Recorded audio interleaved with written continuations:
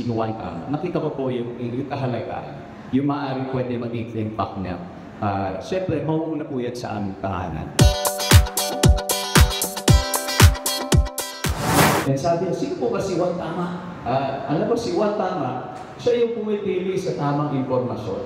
Si Juan Tama, pinipili niya ang tamang content. Si Juan Tama, pinipili niya ang tamang asal. So pag may mga ganyan, pag sa halimbawa hindi ka sigurado, tanungin mo ako, o tanungin mo siguro, mag-cross-check. Tingnan mo siguro sa ibang sources, sa ibang website, sa GMA News, kung tama ba yan. Pag tinanong mo ako, kahit ako, kung hindi ko alam ang sagot, tatawagan mo si Mother Mildred. Okay, tama po to. Kaya si Miss Johan, tama ba to, Tito Boy? Or this verified information. Sa mga ganitong bagay. Anyway, ang punto ko lang po ay, nung nakilala ko po si Juan Tama, nakita ko po yung kahalagaan, yung maaaring pwede maging impact niya. Siyempre, mauuna po yan sa aming tahanan.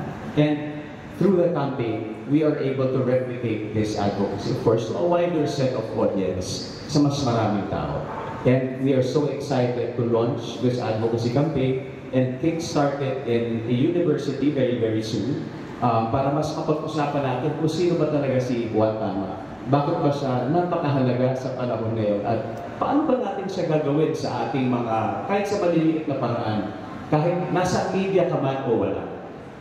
And syempre, while we are at the forefront of this campaign, syempre kailangan mag-umpisa rin ito sa aming mga programa, sa aming respected shows. And I believe sa Fast Talk with Boy Wundan, kagaya sa Amazing Earth, dito po kasi bilang parte ng infotainment segment ng GMA Network. And we really take storytelling seriously.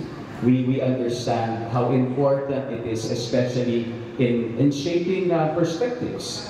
And also maybe even inspiring people, sparking some change, and also to educate people.